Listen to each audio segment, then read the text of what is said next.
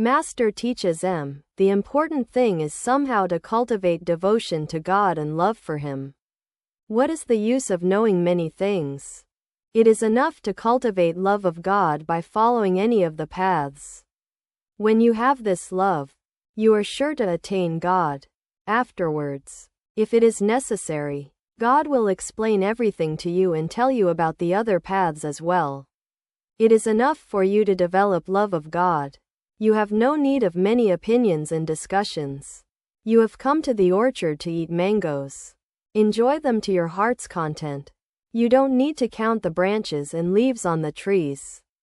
It is wise to follow the attitude of Hanuman. I do not know the day of the week, the phase of the moon, or the position of the stars. I only contemplate Rama.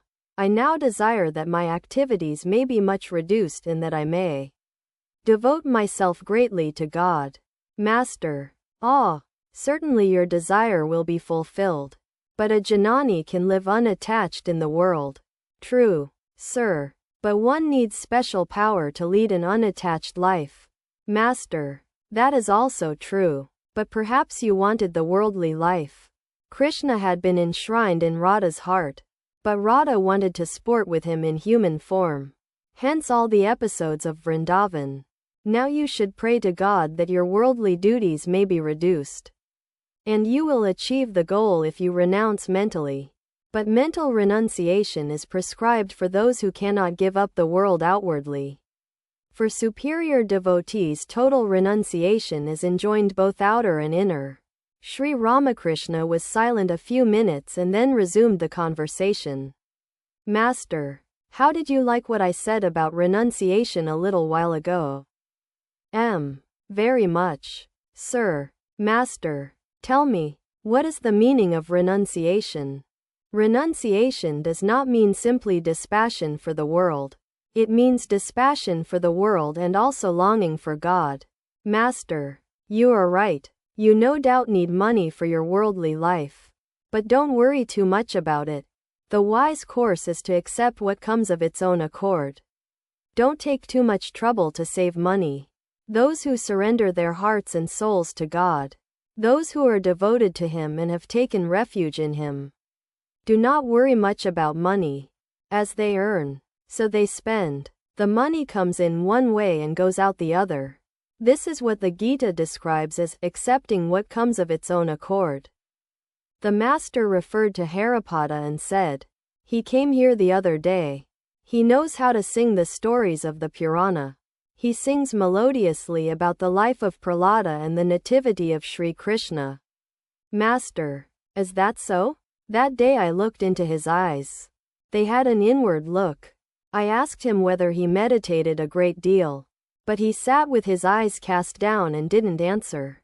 Then I said to him, look here, don't strain yourself too much. It was now dusk. Sri Ramakrishna, as was usual with him during this part of the day, chanted the names of God and turned his mind to contemplation. Soon the moon rose in the sky.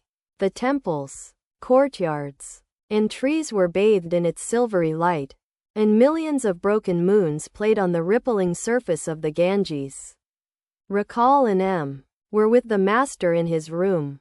Master, to Baburam says, oh, the worldly life. God forbid. His opinion is based on mere hearsay. What does he know of the world? He is a mere child. Master, yes, that is true. Have you noticed Niranjan? He is utterly artless. Yes, sir. His very appearance attracts people. How expressive his eyes are. Master, not only his eyes, but his entire person. His relatives proposed that he marry. At this he said, why are you going to drown me? Single quote. With a smile. Tell me this. People say that a man finds great pleasure in the company of his wife after the hard work of the day. That is no doubt true of those who think that way. To Rakal, with a smile, we are now being examined. This is a leading question. Both Rakal and were married. Master, with a smile, a mother says, I shall heave a sigh of relief if I can procure a shade tree for my son. He will rest in its shade when scorched by the heat of the world. True, sir.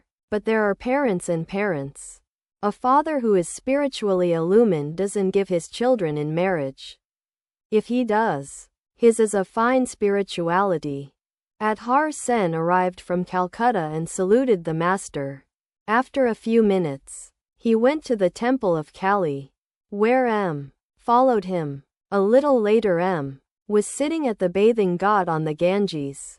The flood tide had just set in. As he listened to the waters lapping against the bank, many pictures of Sri Ramakrishna's divine life flitted before his mind.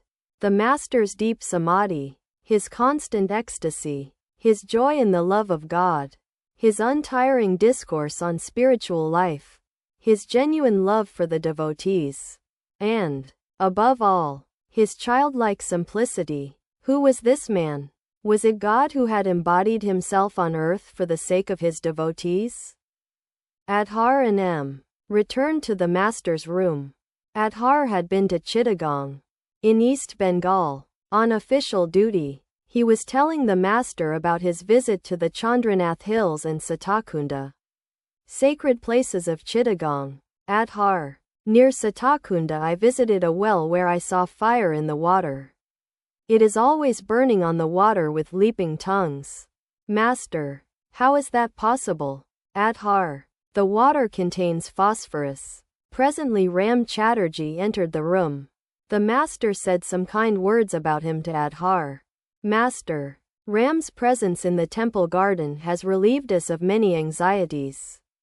He searches out Harish, Latu, and the others at mealtime. Very often they are absorbed in meditation in some corner of the temple garden. It is Ram who sees that they eat at the proper time. Quote,